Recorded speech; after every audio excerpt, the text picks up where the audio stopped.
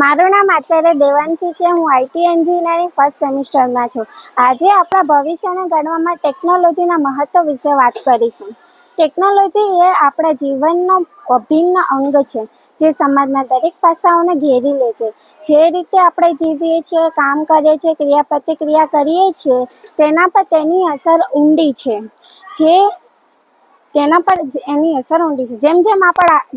આપણે આગળ વધીએ છીએ, તેમ આપણા ભવિષ્યને ઘડવામાં ટેકનોલોજીની ભૂમિકા વધારે પડતી દર્શાવી શકાતી નથી. કમ્યુનિકેશન અને કનેક્ટિવિટી ટેકનોલોજીએ સંચારમાં ક્રાંતિ લાવી છે. ત્વરિત વૈશ્વિક કનેક્ટિવિટી સક્ષમ કરી છે.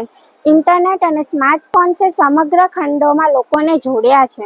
ભવિષ્યમાં કમ્યુનિકેશન ટેકનોલોજીએ પ્રગતિ ભૌગોલિક સીમાઓને ઝાંખી કરી શકે છે. તેનાથી પણ વધારે આંતરજોડાણને પ્રોત્સાહન આપી શકે છે. ઓટોમેશન અને labour market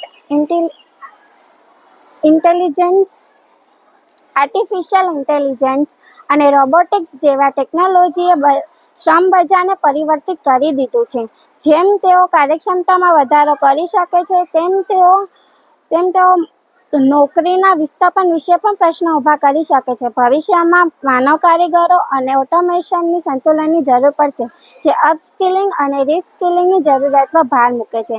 healthcare advancement ટેકનોલોજીએ telemedicine, પહેરી શકાય તેવા ઉપકરણો અને ડેટા એનાલિટિક્સ દ્વારા આરોગ્ય સંભાળમાં સુધારો કર્યો છે. ભવિષ્યમાં ચોકસાઈ, દવા, જનીન સંપાદન અને અદ્યતન ડાયગ્નોસ્ટિક્સ આપણા જીવનકાળને લંબાવવા અને આરોગ્ય સંભાળની ગુણવત્તામાં વધારો કરી શકે છે અને વધારો કરવાનું વચન આપે છે.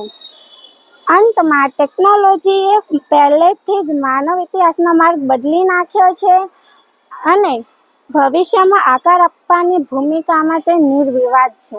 ધન્યવાદ.